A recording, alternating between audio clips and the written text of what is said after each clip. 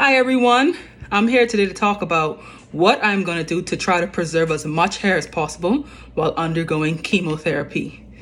So my cancer center has this machine called a DigniCap, and so I'm going to go over what they place in the bag and kind of the mechanism of action and how this is all going to work. So first things first, your hair divides rapidly, just like the cancer cells do. And so when trying to get rid of those cancer cells, sadly, one of the side effects of chemotherapy is the hair loss. However, they came up with things that you can do to try to prevent 50% or more of your hair from being lost. So the goal is around 50% of hair retention.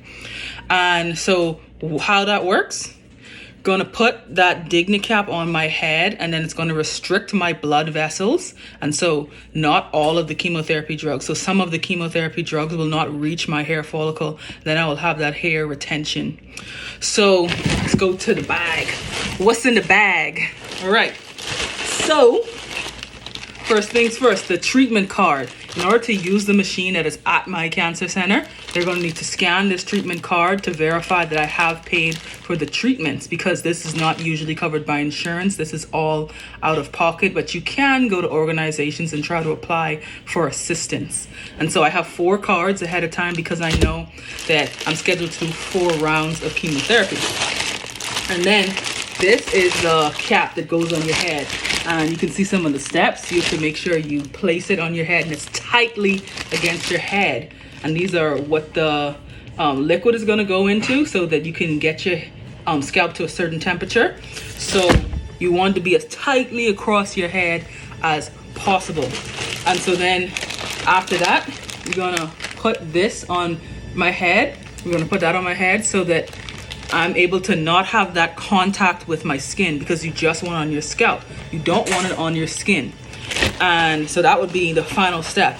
But for me, in my particular case, as a Black woman with very voluminous, thick hair, I have one of 2 options to make this as effective as possible based on my quote-unquote research. That's looking at discussion boards, Reddit, etc., and trying to figure out what's going on for people of color like myself. You can either A, do cornrows, so that's rowing your hair all the way back so that it's as close to your scalp and your head as possible. Or B, you can do what I'm gonna do, a silk press. So what that means is it'll be flat ironed, straight, and it'll be close to my head. So that way when I place that on my head, it'll be right up against my scalp, so it can reach the hair follicles to constrict those blood vessels and prevent as much hair loss as possible. In the kit, they also have this spray bottle. So if I was not doing that, if I had, less tight curls, less voluminous or thick hair, I would just spray it and it would keep my hair, it would make it fall down. Then I would brush it with this brush that they have and we just place it on there. But because of my hair texture, I will have to go with one of those 2 options to try to get the most effective result. But one of the things I like what they have on here is they put saving hair, changing lives. And I truly believe they're changing a lot of lives, because sometimes, hair can be a part of your identity. Because without hair, I look like a completely different person, I'm willing to assume. People, you see people going through chemotherapy, this is one of the side effects that people dread. So this is what I'm going to do to try to prevent that hair loss.